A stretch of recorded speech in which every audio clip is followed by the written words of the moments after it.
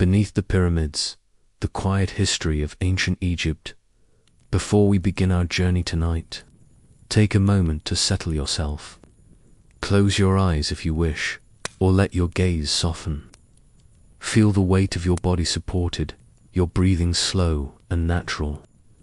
Tonight we travel not through war or conquest, but through the quiet rhythms of an ancient land. We walk beside the Nile as twilight descends. We enter temples where stone holds the memory of prayers. We watch the stars as the ancients watched them, reading the heavens like a sacred text. Let yourself drift with me now, back through millennia, to a civilization that understood eternity. Not as an abstraction, but as something you could touch in the smooth surface of limestone, smell in the smoke of frankincense, hear in the lapping of river water against papyrus reeds. The desert preserves all things, holding them in a silence that defies time. The Nile at twilight, the sun is descending toward the western bank of the Nile, painting the river in shades of copper and gold. The heat of the day, that relentless Egyptian heat that turns the air itself into something heavy and thick, is finally beginning to ease. You can feel it in the breeze that rises from the water, carrying with it the scent of wet earth and lotus blossoms, of fish and reeds, and the ineffable smell of a river that has been flowing through this same valley for longer than human memory. Along the eastern bank, farmers are returning from the fields. Their day began before dawn, as all days begin for those who work the land. And now, as Ra's chariot descends toward the realm of Osiris, they walk the familiar paths home. Their feet know every stone, every rut in the packed earth. Some carry hoes over their shoulders, the wooden handles worn smooth by countless harvests. Others balance baskets on their heads with an ease that seems impossible until you remember. They have been doing this since childhood. The baskets are filled with vegetables, onions with their green shoots still attached, cucumbers, lettuce, bundles of garlic, everything grown in the rich black soil that the Nile deposits each year like a gift from the gods. This is Kemet, the Black Land, named for that precious dark earth. Beyond the narrow strip of green that follows the river on both sides lies Deshret, the Red Land, the desert that stretches endlessly in all directions. The contrast is absolute. Where the Nile's water reaches, life flourishes with an abundance that seems almost miraculous. Where it does not, there is only sand and stone and silence. The ancient Egyptians understood better than most that civilization exists in the narrow space between water and wasteland, between order and chaos, between the known and the unknowable, on the river itself. Fishermen are making their final casts of the day. Their boats are simple craft, some barely more than bundles of papyrus reeds lashed together. But they float well enough, and have floated well enough for thousands of years. The fishermen stand with perfect balance, their silhouettes dark against the luminous water. They cast their nets in a motion that is both practiced and beautiful, the weighted edges of the nets spreading in perfect circles before settling onto the river's surface. Beneath that surface, in the murky brown water, catfish and tilapia and Nile perch go about their own ancient business, most unaware of the nets descending from above, though a few, more experienced or more fortunate, know to dart away. The Nile is everything here. It is not just a river, but the very definition of existence. Without it, Egypt would be nothing but an extension of the Libyan desert to the west and the Arabian desert to the east. But the Nile flows, as it has flowed for longer than anyone can calculate, and where it flows, life follows. The ancient Egyptians did not take this for granted. They understood, with a clarity born of necessity, that their prosperity depended entirely on this single waterway and its annual rhythm. That rhythm was as predictable as the movement of the stars. Each year, in the season called Akit, the inundation would come. Beginning in June or July, the river would begin to rise, swollen by rains falling thousands of miles away in the Ethiopian highlands. Rains that most Egyptians would never see, but whose effects they depended upon absolutely. By August and September, the river would overflow its banks, spreading across the floodplain, transforming the valley into something like a vast lake dotted with islands where villages stood on slightly higher ground. The water would remain for weeks, sometimes months, soaking into the earth, depositing layer upon layer of nutrient-rich silt brought down from the distant mountains. The flooding was not feared here, as it might be in other lands. It was celebrated. It was the coming of Hapi, the god of abundance, whose plump figure decorated temple walls and whose arrival meant another year of prosperity. When the waters finally receded in October or November, they left behind fields of dark, fertile mud, ready to receive the seeds that farmers would plant during Puree, the season of emergence and growth. The crops would sprout and mature through the cooler months, and by the time Shemu, the season of harvest, arrived in late spring, the fields would be golden with wheat and barley, ready to be cut and threshed and stored in granaries against the hot, dry months ahead, when the river would sink to its lowest levels and the cycle would begin again. This evening, in the season of Shemu, the harvest is nearly complete. The river runs low, confined to its channel, moving with a languid current that seems almost reluctant, as if it knows that in a few weeks it will be called upon to rise and transform the landscape once more.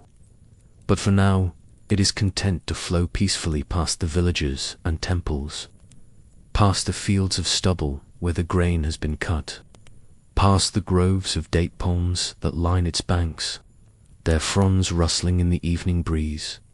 As you walk along the riverbank, your bare feet pressing into earth that is still warm from the day's heat, you can see the first stars beginning to appear in the deepening blue of the eastern sky. Venus hangs low on the western horizon, brilliant and steady, while overhead the great river of stars that the Greeks will one day call the Milky Way begins to reveal itself. The Egyptians see it differently. To them, it is another Nile, a celestial river that flows through the night sky just as the earthly Nile flows through their land. The gods travel on this heavenly river in their sacred barks, and when a pharaoh dies, his soul makes the same journey, sailing among the immortal stars. But that is a thought for later, when the night has deepened and the desert has claimed its dominion. For now, the twilight belongs to the transition between day and night, between work and rest, between the world of the living and the mysteries that lie beyond. It is a liminal time, this hour, when the sun god Ra descends into the underworld to do battle with the serpent Apophis, ensuring that the sun will rise again tomorrow. It is a time when prayers are offered, when families gather, when the concerns of the day begin to loosen their grip on the mind. You pass a woman drawing water from the river, filling a large clay jar with the practiced efficiency of someone who has done this thousands of times. She will carry that jar home on her head, walking without even thinking about the weight, and the water will be used for cooking, for drinking, for washing, for mixing with wheat flour to make bread. Nothing is wasted here. Everything, from the water to the grain to the reeds growing along the riverbank, has a purpose and is used with care. Further along the bank, children are playing one last game before being called home for the evening meal. They are naked, as children in Egypt usually are until the age of 10 or so. their brown skin already darkening further under the endless sun. They chase each other through the shallows, their laughter bright and clear, and for a moment the concerns of gods and pharaohs and the great cosmic order seem very far away. This is just life, simple and immediate. Children playing in the cooling water while their mothers prepare dinner and their fathers repair tools or mend fishing nets or simply sit and talk with their neighbors. Enjoying the relief of evening, the sky continues to darken, shifting from blue to purple to a deep indigo that seems almost solid. The first bats emerge, flickering silhouettes against the last light, hunting for insects that rise from the river's surface. Somewhere in the papyrus marsh that fringes the far bank, a night heron calls, a harsh sound that echoes across the water. The day is ending. The night is beginning, and in that transition, in that quiet hour between, you can feel the ancient rhythm of this place, the pattern that has repeated itself season after season, year after year, century after century.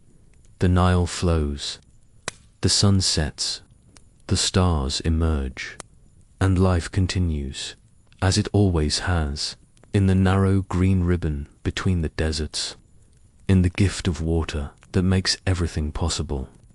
The scribes sanctuarize. The last light fades from the sky. We turn away from the river and make our way into the city. This is Thebes, the great capital of the new kingdom. Though the Egyptians call it Wasit, it sprawls along both banks of the Nile, a city of mud brick houses and grand stone temples, of narrow streets that wind between buildings and broad processional ways where festivals will pass. Tonight, the streets are quieting. The merchants who spent the day calling out their wares in the marketplace have packed up their goods. The bakers who rose before dawn to fire their ovens are finally resting. The potters and weavers and sandal makers are putting away their tools. The flame of the oil lamp flickers slightly in an unfelt breeze, casting moving shadows on the walls. The scribe bends closer to his work, his face intent, his hands steady. He paints another sign, and another, and another. Outside, the city sleeps. The Nile flows. The stars wheel slowly across the sky, and in this quiet room, knowledge is being preserved, one careful brushstroke at a time. The temple night we leave the scribe to his work and make our way through the sleeping city toward the great temple complex of Karnak. Even in darkness, even with most of the city's inhabitants asleep in their homes, the temples remain awake. The gods do not sleep, the rituals do not cease, and the temple, that most sacred space where earth and heaven meet, maintains its vigil through all the hours of darkness. As we approach, the scale of the place begins to reveal itself. Karnak is not a single temple, but a vast complex that has been growing and expanding for nearly 2,000 years. Each pharaoh has added something: a new pylon, a courtyard, a chapel, an obelisk. The result is something that defies easy comprehension. A stone city dedicated entirely to the divine, covering more than 200 acres. Even in the starlight, you can see the massive walls rising against the sky, the tops of columns showing above them, the needles of obelisks pointing toward the heavens. The main entrance, the first pylon, is a gateway of almost inconceivable size. Its two towers rise 70 feet above the ground, and the opening between them is wide enough for a procession of hundreds to pass through. But tonight we are not entering through the great gateway. Tonight we slip through a smaller door, a priest's entrance, and find ourselves in the outer courtyard.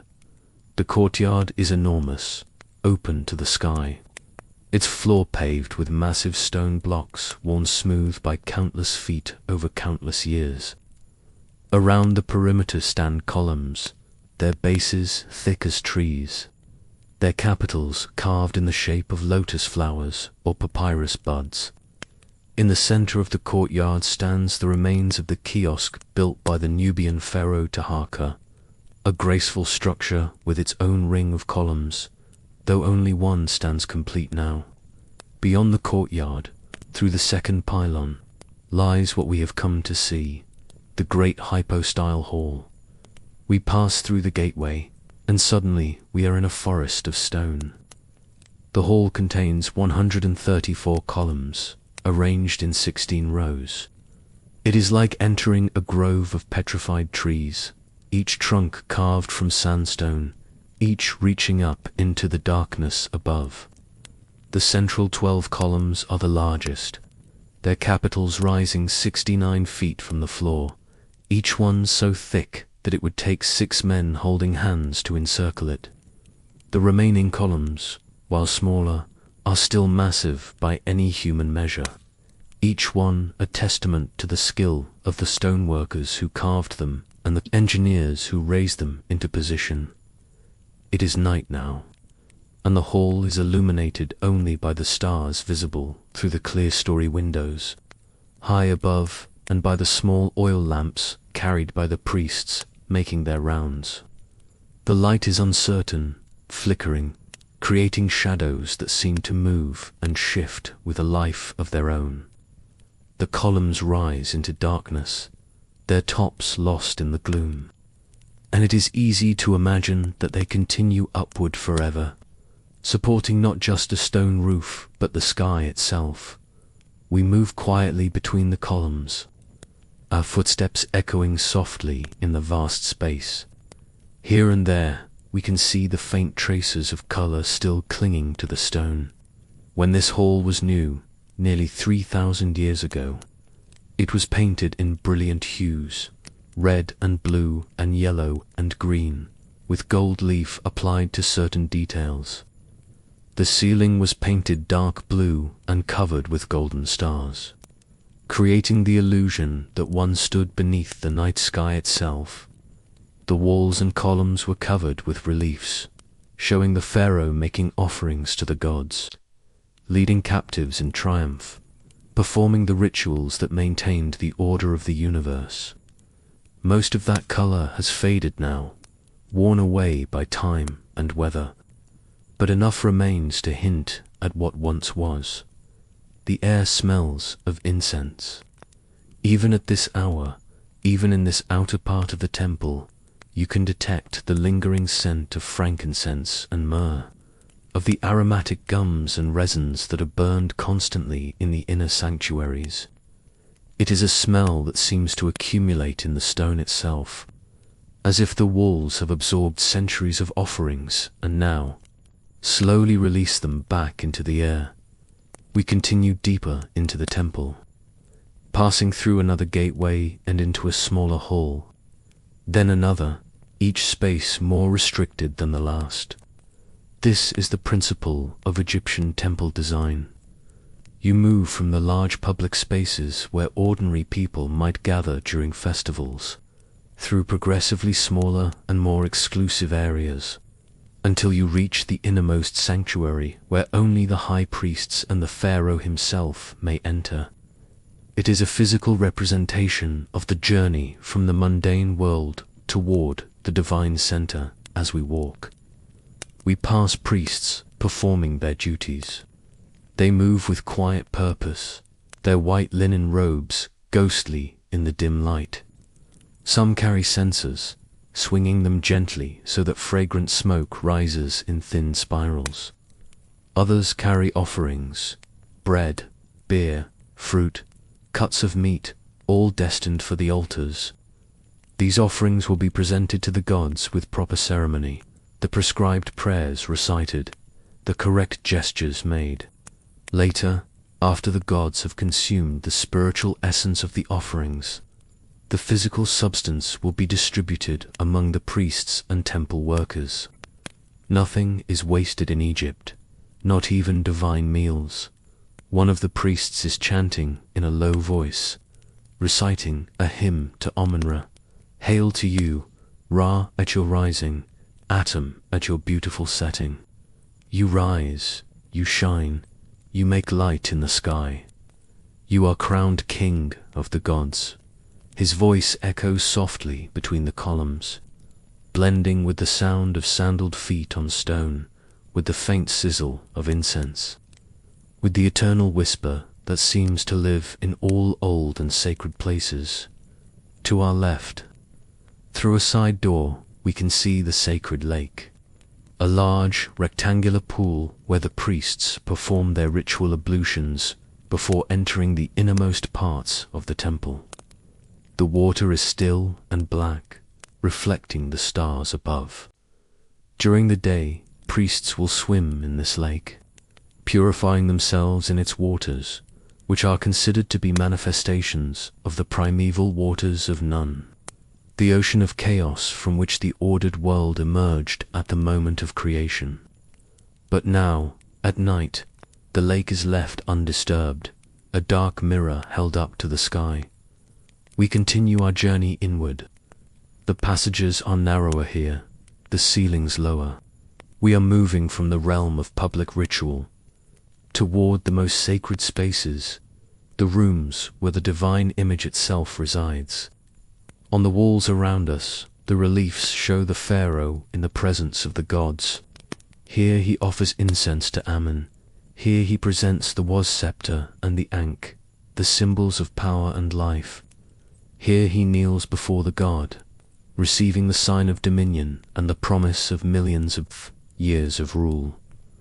The walls themselves are not merely surfaces for decoration. They are carefully carved with hieroglyphs and images that serve multiple purposes. They record the pharaoh's piety, yes, but they also function as magical devices. The act of carving and painting these scenes makes them eternal. In the next world, in the realm of the gods, these offerings will continue to be made for all eternity. The bread and beer depicted on the walls will nourish the gods forever. The rituals shown will be performed perpetually, maintaining the cosmic order, ensuring that the sun continues to rise, that the Nile continues to flood, that chaos does not overwhelm creation. At last we reach the innermost sanctuary. This is the heart of the temple, the Holy of Holies, the place where the cult statue of Ammon resides. The door is made of cedar wood covered with gold, and it is sealed with clay stamps that can only be broken by the high priest or the pharaoh himself. But tonight, for this moment, we are granted a glimpse inside. The sanctuary is small, surprisingly so given the vastness of the temple that surrounds it. It is perhaps 10 feet on each side, with a high ceiling that disappears into shadow. In the center of the room, on a low pedestal of stone, stands the naos, the shrine that houses the god's image. The naos is also made of gilded wood, intricately carved with protective spells and images of the gods. Its doors are closed, hiding the statue within from view. This statue, when revealed during the morning ritual, is not the towering figure one might imagine. It is relatively small, perhaps a foot or two tall, made of precious wood, covered in gold, with inlays of lapis lazuli and other semi-precious stones. But size is irrelevant. This statue is the place where the god chooses to manifest in the physical world. It is, in a very real sense, a man himself, not a representation but a presence. The sanctuary is dimly lit by a single lamp, and its walls are bare of decoration, save for the essential protective texts. This is not a place for ostentation, but for communion between the human and the divine. Here, each morning, the high priest will enter alone. He will break the seal, open the doors of the naos, greet the god with hymns and prayers, offer incense and food, anoint the statue with sacred oils, dress it in fine linen. He will perform these actions not as mere ritual, but as genuine service to a being who is both present and transcendent. both here in this small room and everywhere throughout the cosmos. But not everyone is finished with the day's work. In a small chamber on the second floor of a house near the temple district, an oil lamp burns with a steady flame. The lamp is simple: a clay dish filled with oil, a wick of twisted linen floating in the center. It gives off a warm, golden light that pushes back the darkness and fills the room with the faint, pleasant smell of sesame oil. By this light, a scribe is working. His name is Amenhotep, though that is a common name in this era when the cult of Ammon is at its height. He is perhaps 30 years old, though in this time and place such details are not always carefully tracked. What matters is not his age, but his skill, and his skill is considerable. He has been training since he was 9 years old, first in a temple school and then under a master scribe, who recognized his talent for forming letters with precision and clarity. Now he works in the temple of Amun-Ra, recording the daily offerings made to the god, keeping track of the temple's vast holdings of land and grain and cattle, copying sacred texts that must be preserved for eternity. Tonight, he is working on a funerary text. A wealthy merchant has commissioned a copy of the Book of the Dead to be placed in his tomb, and Amenhotep has been entrusted with this important work. The text must be perfect. Every hieroglyph must be formed exactly right, for these are not merely words but magical formulae that will guide the merchant's soul through the dangers of the underworld to the Hall of Two Truths, where his heart will be weighed against the feather of Mat. If the text is flawed, if a spell is written incorrectly, the consequences could be dire for the deceased. The scribe's tools are laid out on the low table before him. There is his palette, a rectangular piece of wood about as long as his forearm, with 2 circular depressions carved into one end. In one depression sits a cake of black ink, made from soot mixed with gum, Arabic, and formed into a hard block that can be stored for years. In the other depression is red ink, used for headings and important passages, made from red ochre ground to powder and mixed with the same gum. Next to the palette lies a water pot, a simple clay vessel filled with clean water that Amenhotep will use to moisten his brush and mix his ink. The brushes themselves are marvels of simplicity. They are made from reeds, cut to length and then bruised at one end with a stone or the back of a knife, until the fibers separate and form a brush-like tip. The finest scribes can control these brushes with extraordinary precision, creating hieroglyphs so crisp and beautiful that they seem almost to have been carved rather than painted. Amenhotep's brushes are well used, the tips worn to just the shape he prefers, the handles darkened by the oil from his hands. He keeps them in a small wooden case when not in use, along with a knife for cutting fresh pens, a smoothing stone for preparing papyrus, and a scrap of linen for wiping excess ink. And then there is the papyrus itself. This is what makes everything possible. Without papyrus, writing on this scale would be impractical. Stone is too heavy, too expensive, too difficult to work with for everyday documents. Leather can be used, and sometimes is, but it too is expensive and not as smooth. But papyrus is perfect. It is made from a plant that grows abundantly in the marshes of the delta.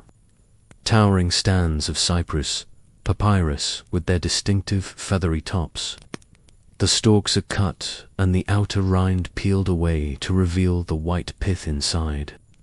This pith is sliced into thin strips, which are then laid out side by side on a flat surface.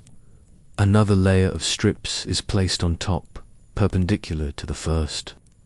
The whole thing is pounded with a mallet or pressed under weights, and the natural sugars in the plant act as a glue, binding the layers together into a sheet.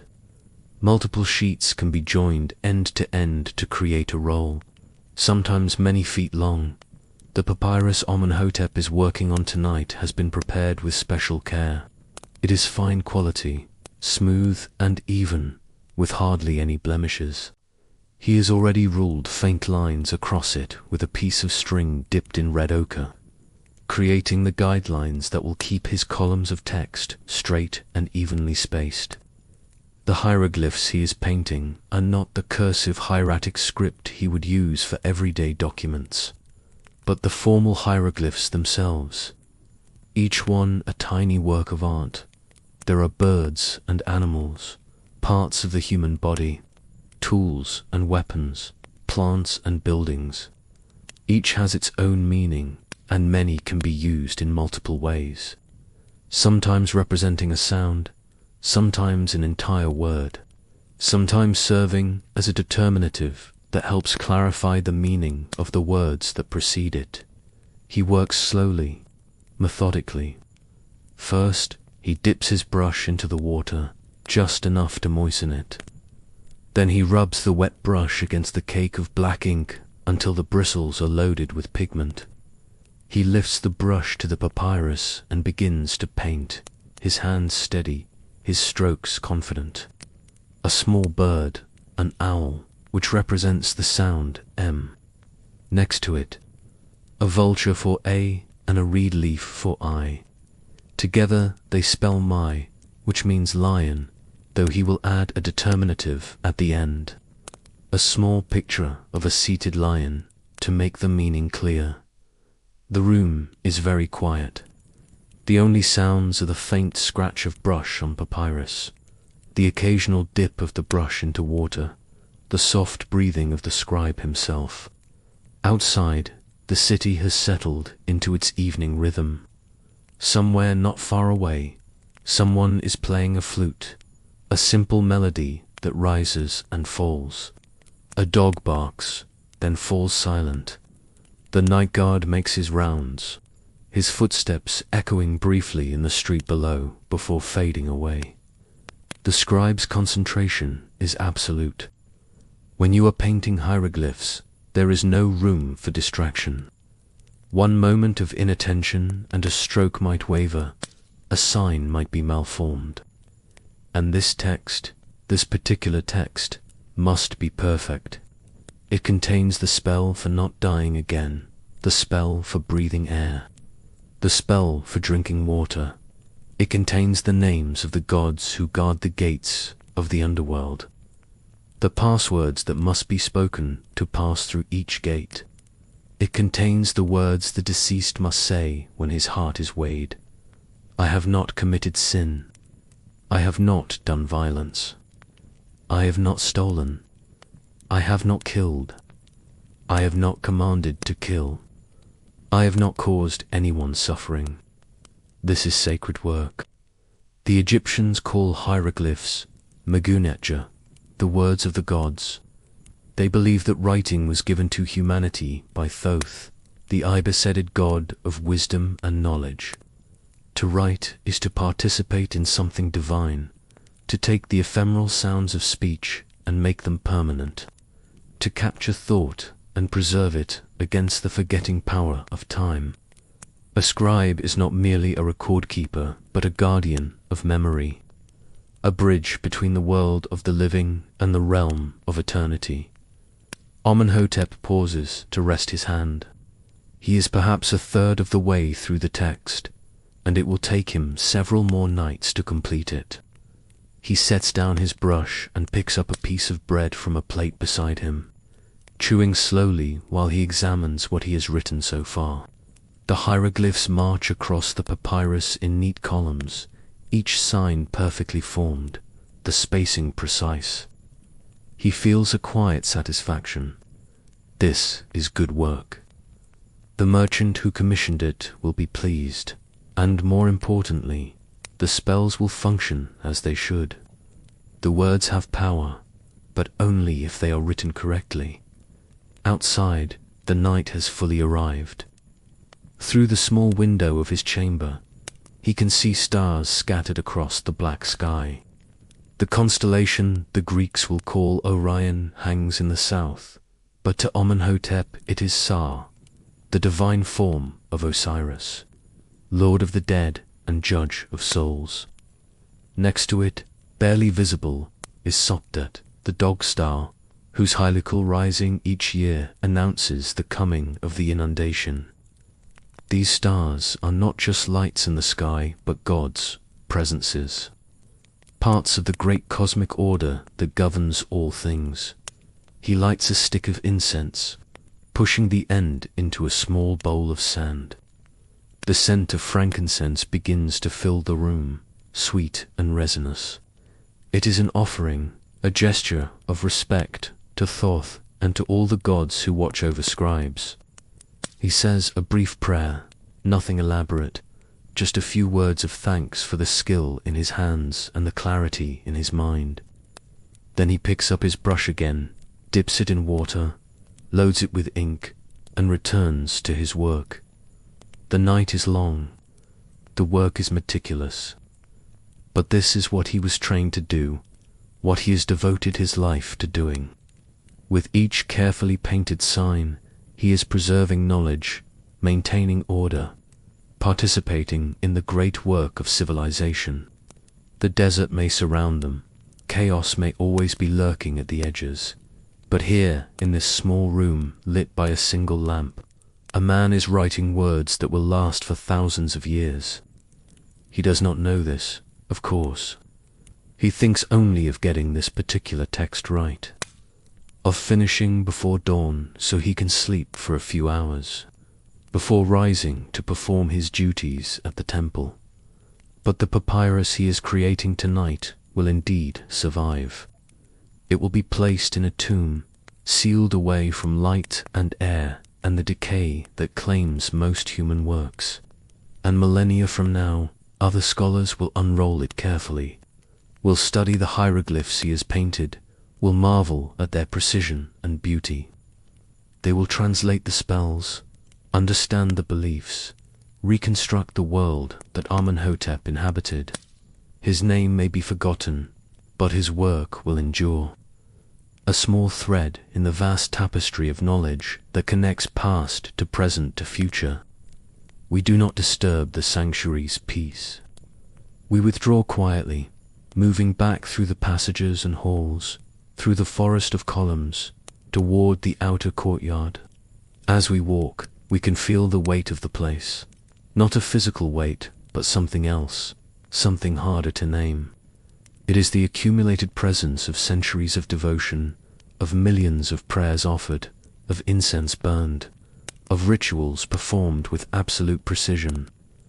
It is the sense that this place has been made sacred not just by its construction, but by the belief and practice of countless generations who have passed through these halls.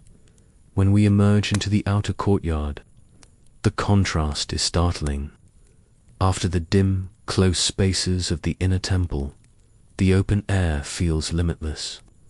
Above us, the sky is thick with stars, more stars than most modern people ever see, unobscured by light pollution or haze. The Milky Way arches overhead, that celestial river, and the constellations wheel slowly westward in their eternal dance. The temple is behind us now, but its presence remains. Even in the darkness, even sleeping as it is, the complex radiates a sense of permanence and power. This is stone as prayer, architecture as theology. Every block, every column, every carved surface is an argument for order against chaos, for eternity against forgetting, for the possibility that through proper ritual and devotion, the human and the divine can touch. The night air is cool on our skin after the closeness of the temple interior. Somewhere in the distance, a jackal calls, its cry echoing across the desert. The priests continue their rounds, maintaining their vigil, ensuring that the sacred flames never go out, that the offerings are made, that the words are spoken. They will do this tonight, and tomorrow night, and every night as long as Egypt endures. We turn away and make our way back toward the city, toward the domestic warmth of homes and families. The temple stands behind us, a mountain of stone and shadow, holding within it the mysteries that cannot quite be spoken, only experienced. And tomorrow, when the sun rises and the gates are opened, pilgrims will come again to offer their prayers and seek the blessings of the gods. But for now, in this deep hour of the night, the temple belongs to the priests and to the gods themselves, to the eternal conversation that happens in the darkness between human devotion and divine presence. The domestic night we leave the temple district and move into the residential neighborhoods, where most of the city's people live. These are not grand structures of limestone and granite, but humble dwellings made from mud brick, the same material humans have been building with since the first settlements along the Nile. The houses are modest, 1 or 2 stories high, with flat roofs and small windows positioned high on the walls to let in light, while keeping out the worst of the day's heat. We enter one such house, ascending the external staircase that leads to the roof. This is where the family sleeps during the hot months, and though we are nearing the harvest season and the nights are becoming cooler, the custom persists. It is pleasant to sleep under the stars, to feel the breeze that often rises from the river in the hours before dawn. The roof is flat and smooth, made from wooden beams covered with bundles of reeds and then sealed with a thick layer of mud. When dry, it forms a solid surface that can support the weight of several people and provides excellent insulation against both heat and cold.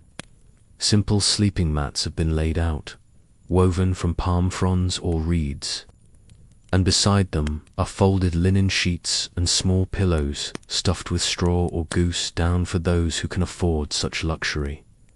The family who lives here consists of a man named Sen, his wife Nefertetinot, the famous queen but a common woman, who shares that beautiful name which means the beautiful one has come, and their 3 children, 2 sons and a daughter.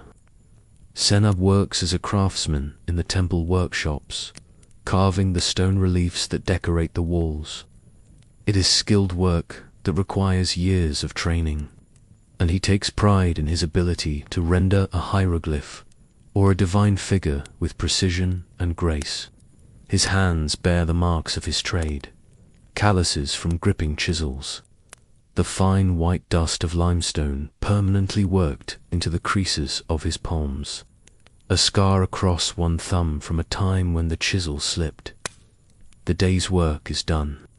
The family has eaten their evening meal, a simple affair but satisfying, fresh bread still warm from the oven, a thick lentil soup flavored with onions and garlic, some salted fish, dates for sweetness, and beer to wash it all down. Egyptian bread is made from emmer wheat and is dense and nutritious, though it often contains grit from the stones used to grind the grain. This grit wears down the teeth over time, and it is not uncommon to see even young people with worn molars and dental abscesses. But bread is life here, the very staff of existence, and is eaten with every meal. The beer, brewed from barley and dates, is thick and nutritious, more like liquid bread than the clear beer known in other times and places. It is drunk by everyone, men, women, and children, though the children's portions are smaller. Water from the Nile can be drunk directly, but beer is considered safer and more nourishing. It provides calories and nutrients that help sustain people through long days of physical labor. The fermentation process also produces vitamins, particularly B vitamins, that would otherwise be lacking in the diet now. As the family settles on the roof for the night, there is a moment of quiet contentment. The children, worn out from a day of playing and helping with small chores, are already drowsy. The daughter, who is 7, lies between her parents, while the two boys, aged 10 and 12, have claimed their own space at the other end of the roof. Soon they will be old enough to begin learning trades, perhaps to follow their father into stone carving, or perhaps to apprentice with one of the other craftsmen in the city. For now, they enjoy the freedom of childhood, though that freedom is already beginning to narrow as responsibilities increase. Nefertiti hums softly, a melody without words, as she combs her daughter's hair with a wooden comb, working out the tangles and occasional bits of mud that children somehow always manage to acquire. Her own hair is styled in the fashion of the time, with small, tight braids close to the scalp, arranged in rows. Many Egyptians, both men and women, shave their heads and wear wigs in public, finding them more comfortable and cooler in the heat. But at home, in private, they let their natural hair grow. The family wears simple linen garments. Linen is perfect for the Egyptian climate, light, breathable, cool against the skin. It comes from flax plants grown in the fields during the season of Purée. After the inundation has receded and the soil is rich and moist, the flax is harvested, retted in water to separate the fibers, then spun into thread and woven on looms. The finest linen is almost transparent, so sheer that it is reserved for priests and the wealthy who can afford such luxury. Common people wear coarser grades, but even these are comfortable and practical. Around Nefertiti's wrists are simple bracelets of glazed faience, that brilliant blue-green ceramic that Egyptians excel at producing. Around her neck hangs an amulet in the shape of a scarab beetle, a symbol of the sun god Ra in his aspect as Khepri, the morning sun who rolls across the sky like a dung beetle rolls its ball.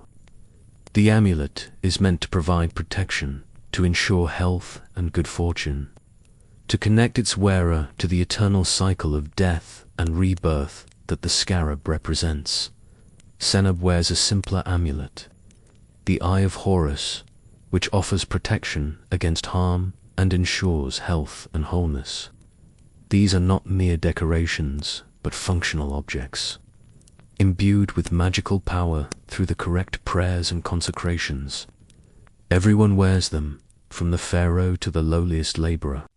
They are insurance against a universe that, for all its order, still contains dangers and uncertainties. As the family settles into sleep, Senab lies on his back and looks up at the stars. He can identify some of the constellations: Sa, the great hunter who is Osiris, and nearby Sopdet, who announces the flood. There is Mesketu, the foreleg of an ox, which never sets below the horizon and therefore represents the imperishable stars, the ones that never die. These circumpolar stars are associated with the pharaoh's eternal soul, and to become one of them after death is the highest aspiration. He thinks about his own eventual death, not with fear but with a kind of practical consideration. He and Nefertiti have been setting aside what they can to pay for proper burial, for mummification if possible. Though the full treatment that preserves the body perfectly is expensive and beyond the reach of common people, they can at least afford to have his body wrapped in linen and placed in a simple wooden coffin, along with some pottery vessels containing food and beer for the afterlife. Perhaps they can commission a modest tomb, a shaft cut into the rock with a small chamber at the bottom, walls painted with offerings and protective spells. The hope is not for oblivion, but for continuation. The Egyptians believe that death is a transition, not an ending. The body must be preserved because the Ka, the life force, needs a place to return to. The Ba, the personality or soul, will travel by day but return to the body at night. And the Ok, the transfigured spirit, will dwell in the field of reeds, that paradise where the worthy dead live forever in perfect contentment. fishing and farming and feasting, untroubled by the hardships of earthly life. To achieve this blessed state, one must pass through the judgment of Osiris. The heart of the deceased is weighed on a scale against the feather of Mat, symbol of truth and cosmic order. If the heart is light, unburdened by sin, the deceased passes into paradise. If it is heavy with wrongdoing, it is devoured by Amit, the hybrid monster who is part crocodile, part leopard, part hippopotamus, and the deceased ceases to exist entirely, suffering the second death from which there is no return. Senab is confident he has lived a good life. He has honored the gods, supported his family, dealt fairly with his neighbors, committed no serious crimes.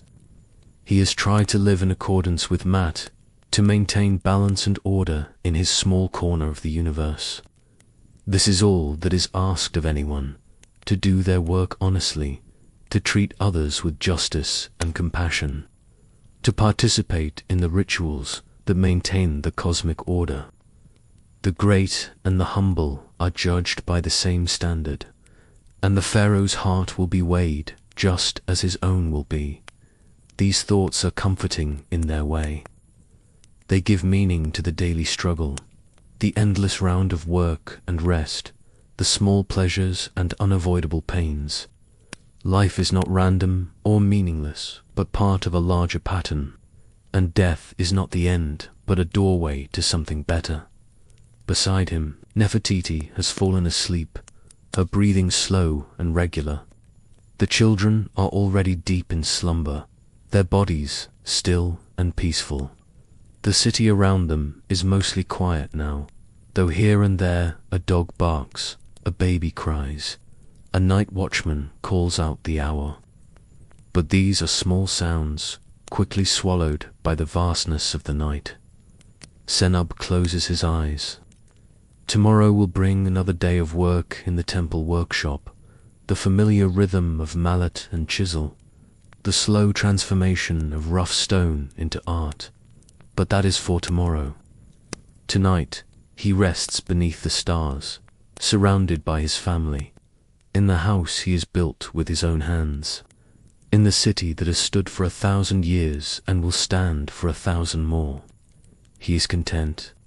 In this moment, everything is as it should be. Mat is maintained. The order holds, and in that order there is peace. The night deepens.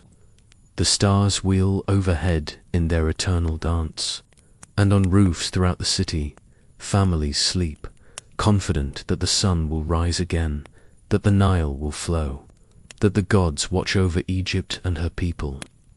This is the gift of civilization, the ability to rest easy, to trust in the patterns that structure existence, to believe that tomorrow will come and that it will be, in its essential nature, like today.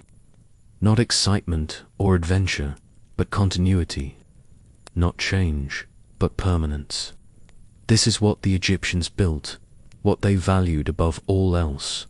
A world where time moved in cycles rather than lines, where yesterday and tomorrow were reflections of each other, where eternity was not an abstract concept, but a lived reality, solid as stone, eternal as the stars. The desert and the stars, we leave the sleeping city behind and move westward, away from the Nile and the narrow green strip of cultivated land, into the desert. This is the realm of the dead, the place where the sun sets each night, where the necropolis spreads across the rocky hills, where tombs burrow into the limestone cliffs like honeycomb. The transition from the living world to the desert is abrupt. One moment you are walking through fields or along village streets, and the next the sand is beneath your feet, the rock is rising around you, and the river is just a memory behind you. The air changes too. The humidity that comes from the Nile and its marshes disappears, replaced by a dryness so complete that it seems to pull moisture from your skin and lungs. The temperature, which was merely cool in the city, drops further. The desert at night can be startlingly cold, especially in winter, though now in late spring the chill is less severe. We climb a rocky path that winds up the western bank, following a route that has been used for thousands of years.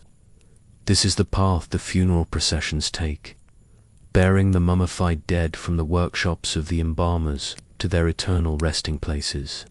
In the moonlight, we can see tombs cut into the cliff faces, dark rectangles in the pale rock, sealed with stones or blocks of mud brick, their locations marked with small stone steely bearing the names of the deceased.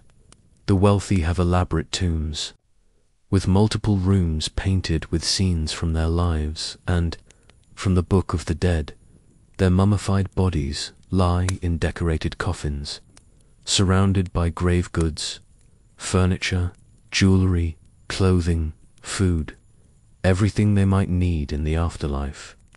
The poor make do with simpler arrangements. Bodies wrapped in linen, placed in simple pits or caves, with a few pottery vessels and perhaps an amulet or two. But rich and poor alike hope for the same thing: continuation, eternal life, a place in the paradise where the worthy dwell. We continue climbing, leaving the immediate area of the tombs behind, moving toward higher ground. The desert spreads around us, vast and empty, its silence almost palpable. There are no insects here, no birds, no rustling of vegetation, just rock and sand and the occasional whisper of wind. It is easy to understand why the Egyptians associated the desert with death, with the god Set and his chaotic power, with everything that threatens the order of civilization. Yet they also understood that the desert preserves. Bodies placed here do not decay as they would in the dampness near the river. The dry air mummifies naturally, turning flesh into leather, preserving the dead in a state between life and decomposition. At last we reach the Giza Plateau, that famous expanse of rock that rises above the western desert. And there they stand, the three great pyramids, built more than 1,000 years before our night visit, already ancient even in what we call ancient Egypt. They are geometric perfection rendered in stone, mountains made by human hands, monuments that defy comprehension even when you stand before them. The Great Pyramid, built for the pharaoh Khufu, rises 481 feet into the star-filled sky. It was constructed from approximately 2.5 million limestone blocks, each weighing several tons. The precision of its construction is extraordinary. The base is level 2 within a few centimeters across. Its nearly 13-acre footprint. The sides are aligned almost perfectly to the cardinal directions, with an error of only a few minutes of arc. How this was achieved with the tools available in the 26th century BCE remains a topic of discussion among scholars. But the fact of it stands before us, undeniable and magnificent. Originally, the pyramid was cased in smooth white Tura limestone, polished to a brilliant sheen so that it reflected the sunlight and could be seen for miles. Much of that casing is gone now, stripped away centuries after our visit to build other structures in Cairo. But some remains, especially near the apex, and in the moonlight it still gleams, a ghost of its former glory. We do not enter the pyramid tonight. Its passages and chambers are sealed, protected by priests who maintain their vigil even after all these centuries.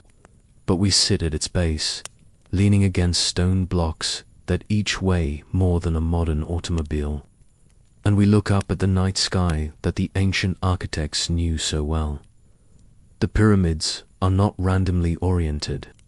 They face north with remarkable precision, aligned to the circumpolar stars, those imperishable ones that never set. The shaft that runs from the king's chamber angles upward at precisely the right trajectory to to point toward. The northern stars as they appeared in the 26th century BCE. This was not decorative, but functional. It provided a path for the pharaoh's soul to ascend to the heavens, to join the eternal stars, to become imperishable like them. The ancient Egyptians were careful observers of the sky. They had to be. Their entire civilization depended on predicting the Nile's flood. And that flood was signaled by the heliacal rising of Sopdet, the star we call Sirius. When Sopdet first became visible in the eastern sky just before dawn, after having been hidden behind the sun for 70 days. The Egyptians knew the inundation would soon begin. This observation was so important that it marked the beginning of their calendar year. But their astronomy went far deeper than practical observation. They saw the sky as a mirror of their own world, a celestial realm where gods dwelt and where the souls of the righteous dead would one day travel. The Milky Way was a river, the celestial Nile on which the gods sailed in their sacred boats. The stars were gods themselves, or souls of the dead, or both. Every night, the sun god Ra traveled through the underworld, battling the serpent Apophis, ensuring that the sun would rise again in the morning. The stars were witnesses to this eternal struggle, and their movements marked the passage of time in the realm of the gods. They identified constellations, though not the same ones later named by the Greeks and inherited by modern astronomy. The constellation they called Mesketu, the foreleg, encompassed stars in what we call the Big Dipper and Ursa Major. It represented the leg of a bull, and it circled the northern celestial pole without ever setting, making it a symbol of eternity and resurrection. Sa, which we call Orion, represented Osiris, and its seasonal disappearance and reappearance in the sky echoed the death and resurrection of that god. Sopdet, following Orion across the sky, was identified with Isis, Osiris's wife and sister, forever following her husband. The Egyptians divided the night sky into 36 sections called decans, each associated with a group of stars that rose heliacally in succession throughout the year. By observing which decan was rising before dawn, priests could determine the date with considerable precision.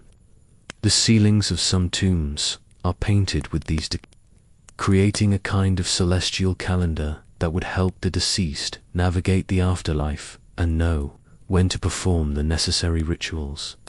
They also tracked the planets, those wandering stars that moved against the background of fixed stars.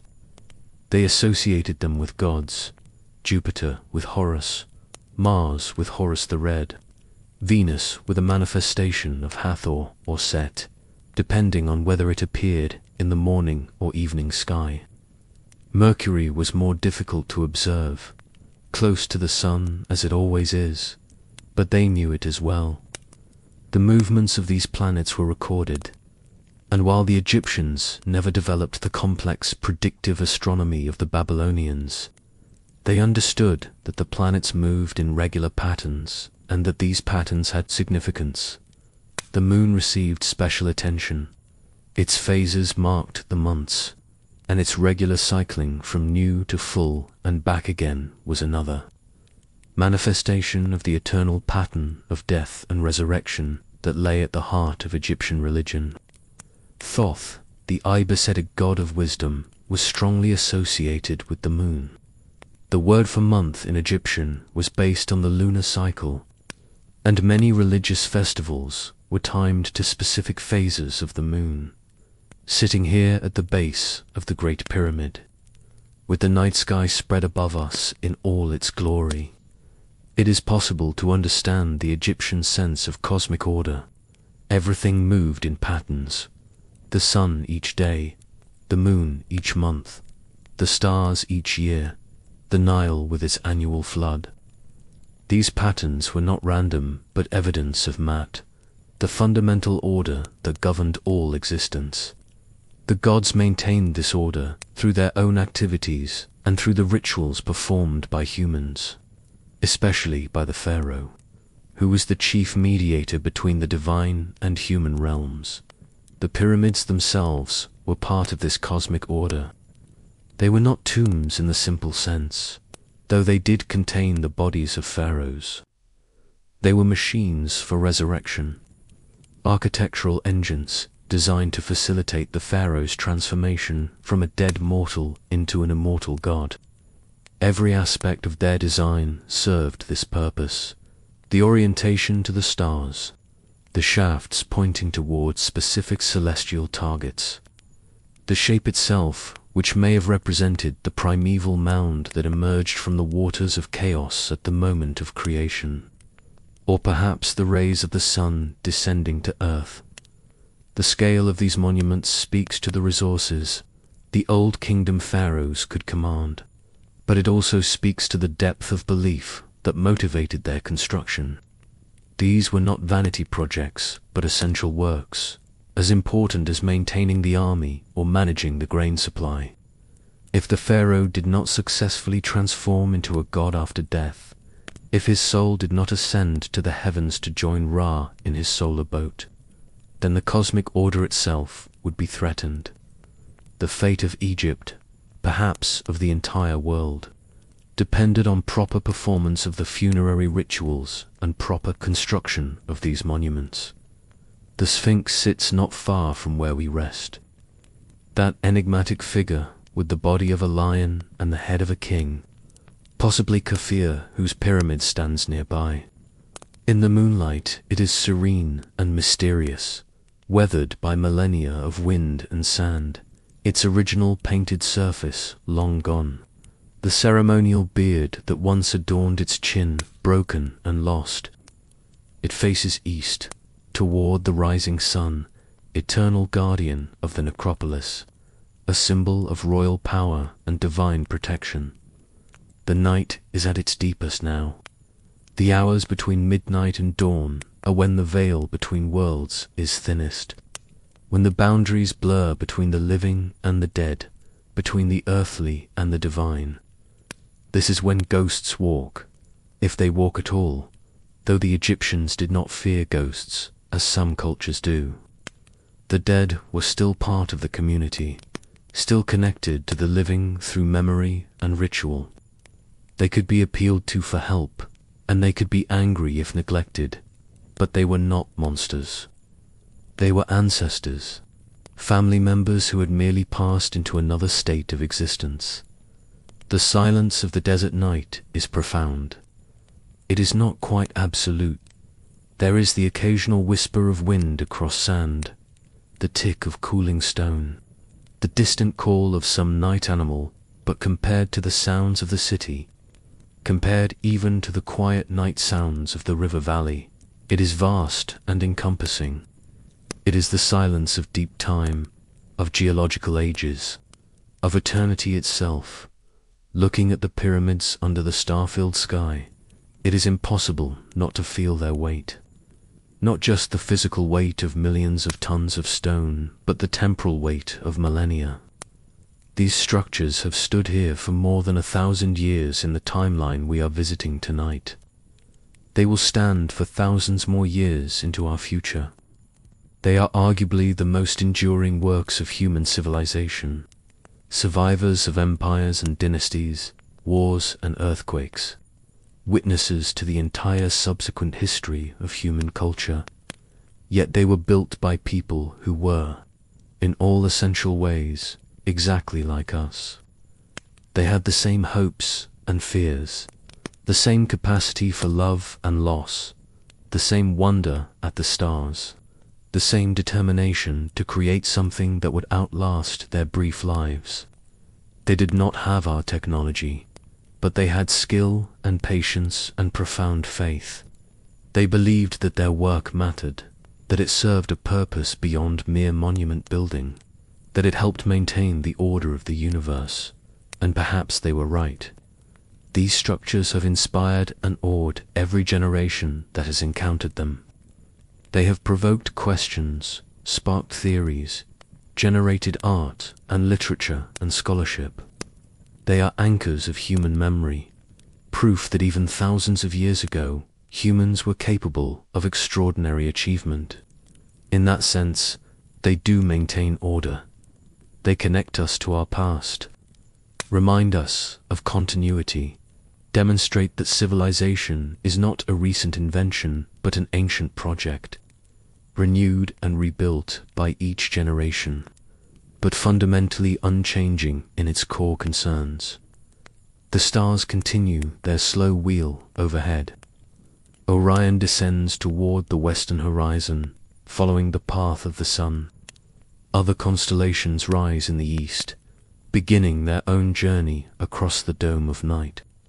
The pyramids stand silent, patient, eternal, and we, sitting at their base, are granted for this moment a glimpse of what the ancients saw.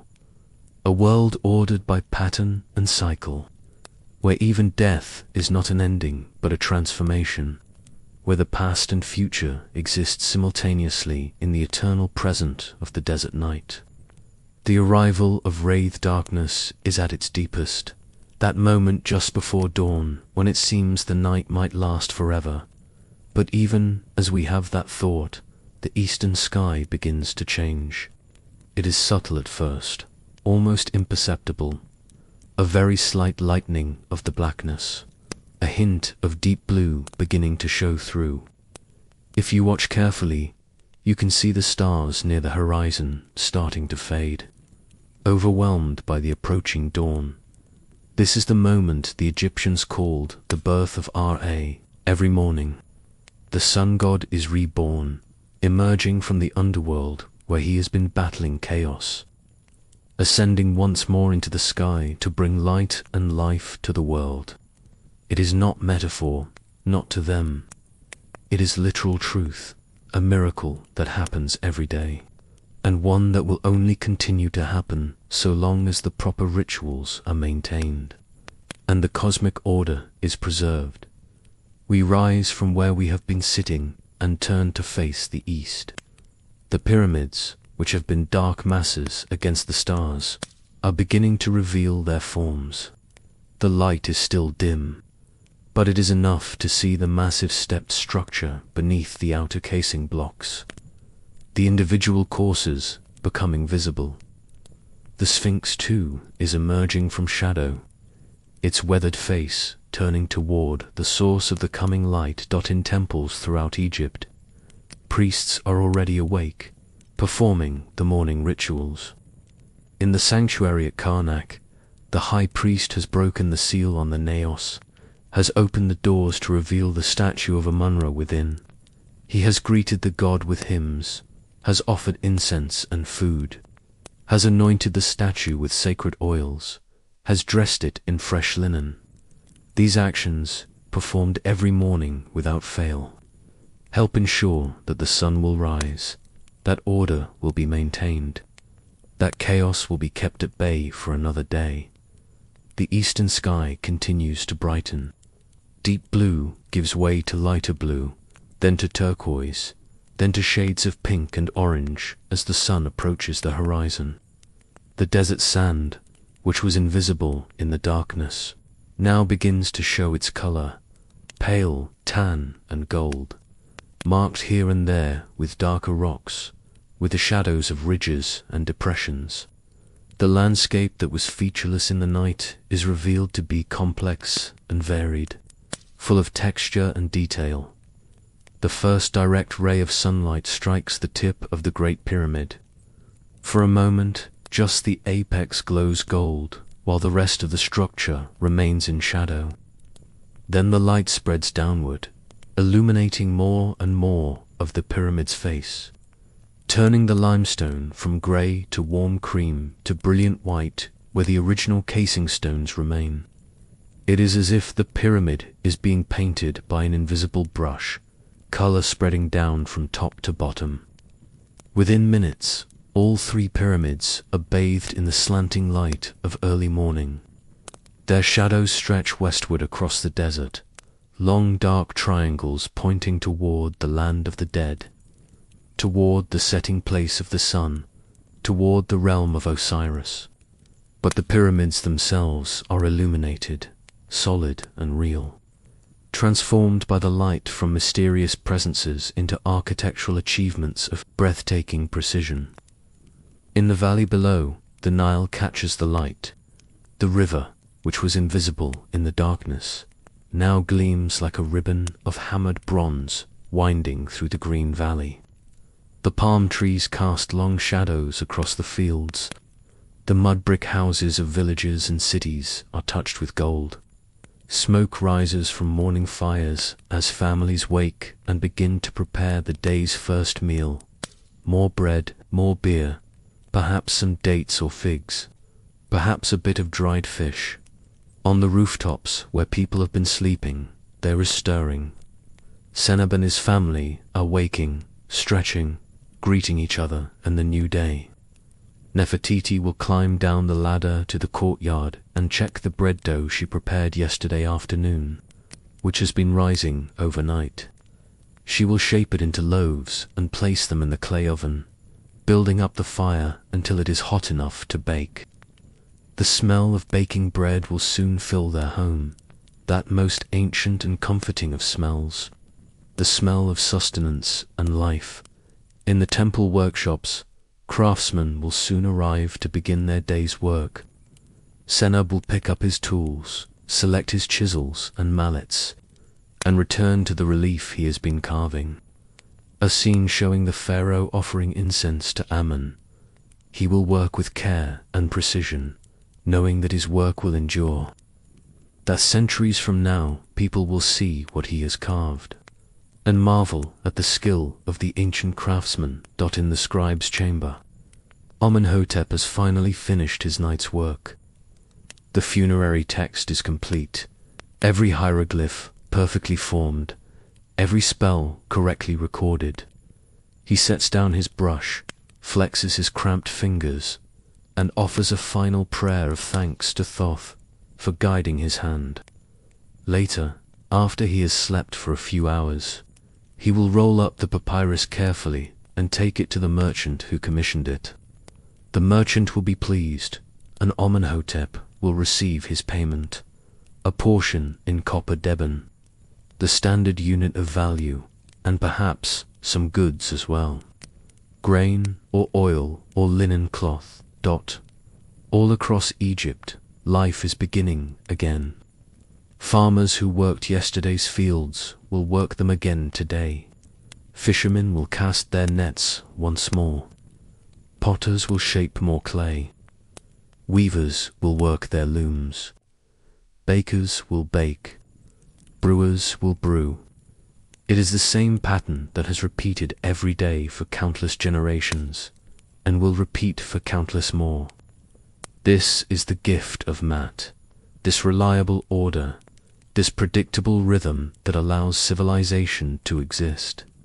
The sun continues to rise, climbing higher into the sky, its light growing stronger and warmer. The coolness of the desert night is already beginning to dissipate. By midday, the heat will be oppressive again, driving people to seek shade, to move slowly, to wait for evening. But that is hours away still. Now, in the gentle warmth of early morning, with the light still slanting and golden, the world seems balanced perfectly between night and day, between cool and warm, between rest and work. The cycle is complete. The sun has set and risen again. The Nile flows on, as it always has, as it always will. The pyramids stand eternal, witnesses to human ambition and divine order. The temples maintain their vigil, the priests perform their rituals. The people go about their lives with confidence that tomorrow will be like today, that the patterns will hold, that chaos will remain at bay.